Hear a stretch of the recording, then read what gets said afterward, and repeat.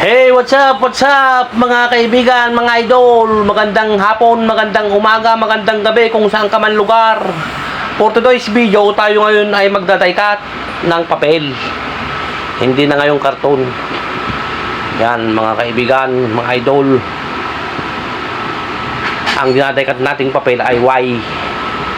Yan po ay ginagamit nila pambalot sa kulay puting letterbox. Yan.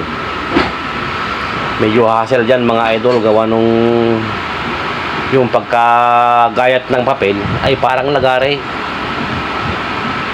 yung pagkaputol. Yan, medyo kinakalawang na tayo dyan. At isa pa, dumidikit yung papel sa talim.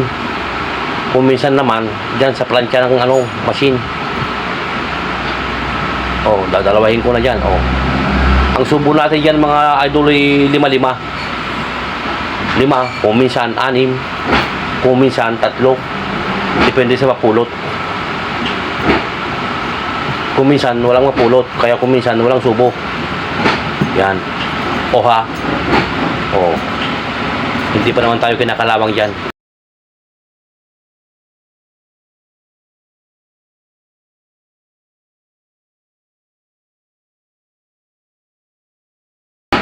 Please watch until the end.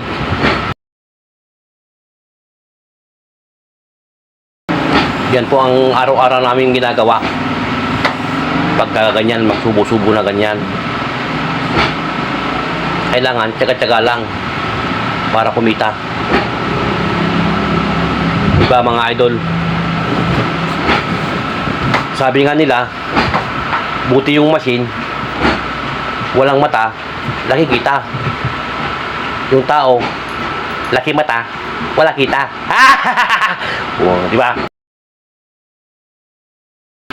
Yun yung mga tambay, mga idol. Pero mahirap maging tambay. Nakakagutom. Kaya mas maganda yung nagkatrabaho, hindi ka nagugutom. Yan. Nung nag-aaral ako ng kolehiyo, ganyan na ang ginagawa ko, part-time. Kaya hanggang pagtanda ko, dala ko. At naging negosyo na rin. Talagang mahirap isubo kasi parang yan mga idol, parang onion skin. Ang nipis ng papel. Kaya kung hindi ka sanay dyan, mahirapan ka. Pero sa amin parang basic na lang. Yung pagka wala naman subo, normal lang yan. Kasi kinakapa mo yung susubo mo Kung minsan makapal, babawasan mo. Kaya kung minsan, pumapaltos yung subo. Please like, comment, and share na lang mga lods. And follow na rin. Marami pong salamat sa panonood. Brut. Cheese.